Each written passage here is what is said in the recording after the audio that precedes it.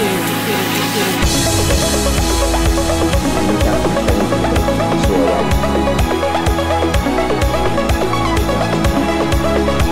niin, tässä. Se näytti, tää on aasialaista designia ihan parhaimmillaan, eli se on vähän niinku akvaariossa kävisi hoitamassa asiansa.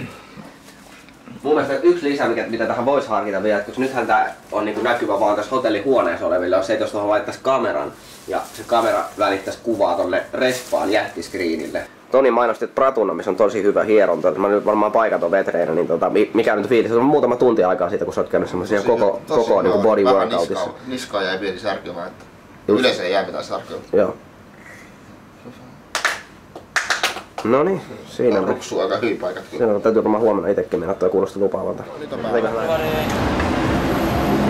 Very hot way to exchange cash, let's see.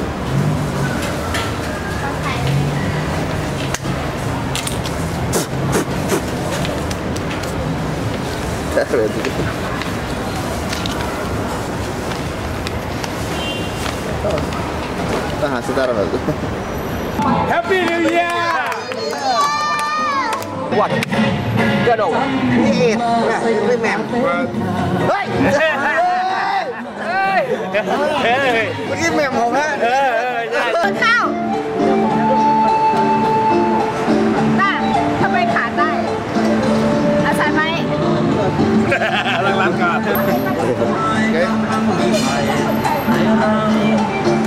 ไม่ให้ใครลงนน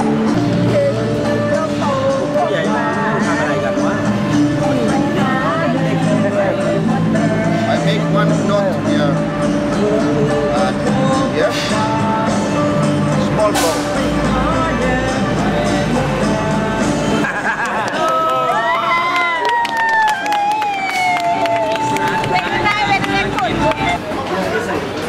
Levitation. The world famous cup levitation.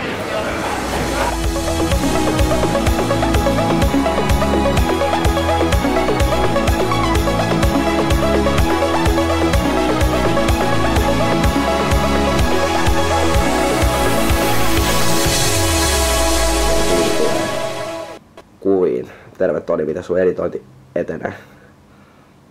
Tässä se menee. Video valmistuu 82%.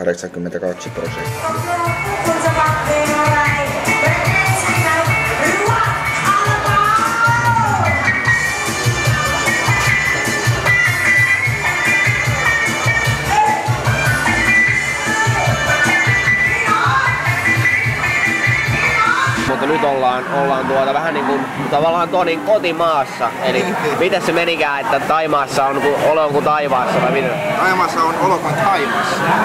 Täällä on tämmönen barbecue-ravintola. Täällä on lähinnä thaimaalaisia. Me ollaan varmaan ainoat länsimaalaiset täällä. Joo, mutta systeemi on se, että raakaa lihaa erilaisissa marinaadeissa saa paistaa tämmöisissä. Kiva olla tämmösen niinku paikallisoppaan kanssa tässä Tonin kanssa liikenteessä, niin pääsee vähän noista valtavirtaravintoloista sivuun katsoa millaista meininkiä nämä paikalliset täällä harrastelee iltaisin.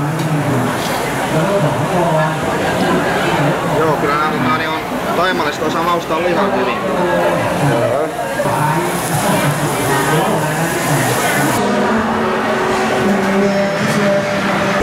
Tää on ehdoton tää kookoskastike.